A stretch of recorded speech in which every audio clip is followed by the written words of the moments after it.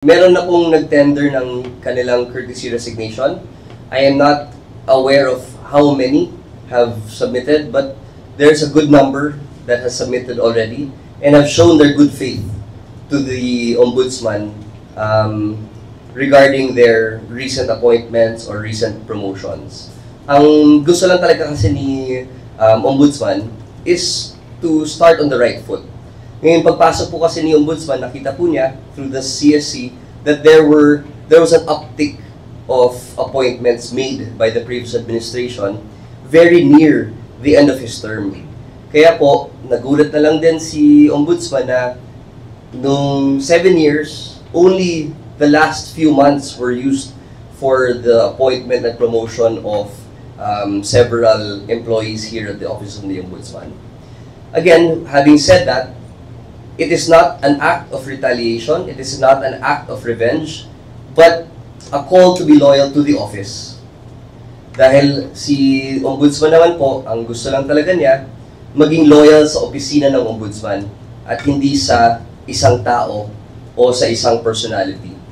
So this is his way of reminding everybody who works in the Office of the Ombudsman that the loyalty should be with the office and not with any single individual. Sir, meron bang mga ayaw pang mag-tender ng courtesy resignation?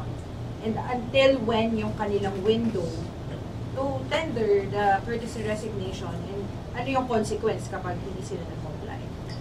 Well, we will cross the bridge when we get there.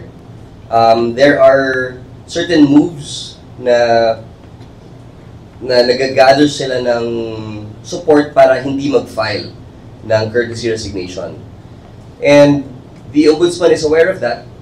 But again, he's giving another chance to these individuals na mag-file talaga ng courtesy resignation nila as a show of good faith.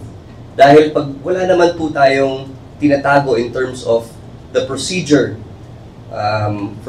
in which they were appointed or they were hired or promoted, then there's really nothing to worry about, no? So ang gusto lang natin makita, they are willing to put full trust in the new administration and specifically with the Ombudsman himself. Sir, ano mas marami, yung nag-tender na or yung ayaw? Ay, hindi pa namin alam kasi hindi pa naman tapos yung 7 days na binigay namin sa kanila para mag-tender, no? So we don't want to preempt anything. Again, we just use this opportunity to urge them and encourage them to file their courtesy resignations as a show of good faith.